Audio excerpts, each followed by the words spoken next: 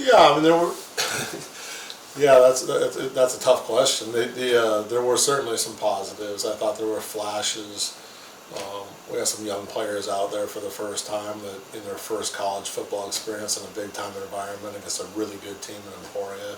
I thought we had some young guys flash and play well. I thought we had some veteran guys that did well on both sides of the ball too. Collectively it wasn't good enough, obviously, and that was a tough opener. On the road against a really good Emporia team that challenged us in all phases of the game. So, but you grow from it. So like I said, there were some positives. And there's some positives to take away, and we got to get a lot better. I mean, that's why you play tough games early on. You get better playing better people. And so I think as much as it hurts, to lose in the fashion we did, I think we're going to grow from it.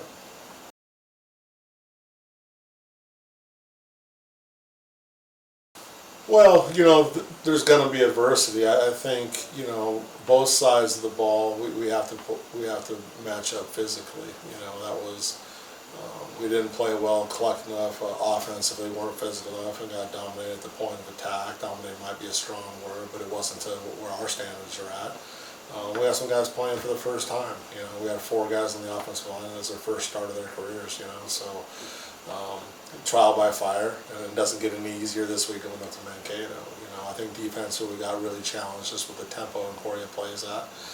That's different than we've seen, or anybody we've seen since we've been here. And they were, not only did they go fast, they were hyper efficient and really talented. That's a well coached team and a veteran team and a really talented team. So to put that tempo on top of it.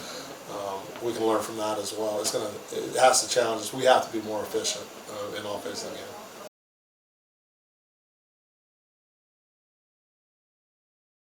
Well, a combination of both.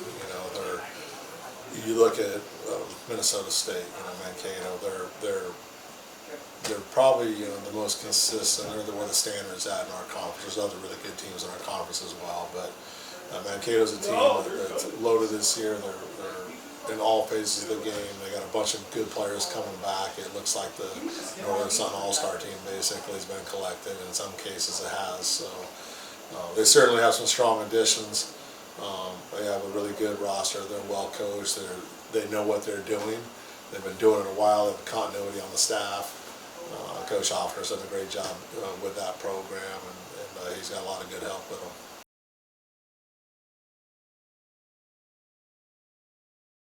Well, we certainly hope so. And we could use some breakout performances.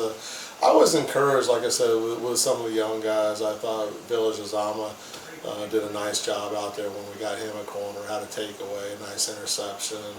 I thought Kevin Reyes in his first start at center played exceptionally well. He was a true freshman center, and nobody ever talks about that stuff or sees it, but for his first time out there, I thought that was a highlight. I think Carson Crispin executed offensively very well. We had we had a couple turnovers, and those weren't solely on him. But I thought he executed the offense and is playing good football for us and gives us a chance. I thought Evan Lovett with the ball in his hands did a nice job. So. There's positives across the board. There's guys making some plays defensively as well that show up.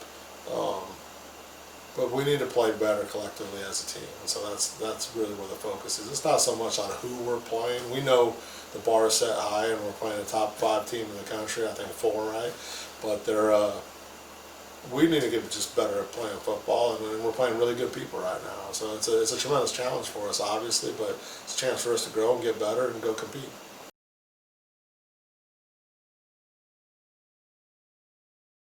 Yeah, certainly our resilience it's already been tested. That was a tough trip to Emporia, and it's tough coming right back. And but it is what it is. We're the furthest north team in this conference and the furthest west team in this conference. So we're going to have some road trips. Now that being said, we're kind of used to it. We do that here. And the flip side of that is we have a tremendous home field advantage when that time comes. We have a tremendous home field advantage here. And so that's how we see it. Like for us, it's kind of old hat going on the road. 3 of our first games are long road trips plus 10 hours. So we're knocking a few of those out early here this year, you know, and get them knocked out, and then, like I said, things settle down here in weeks coming forward.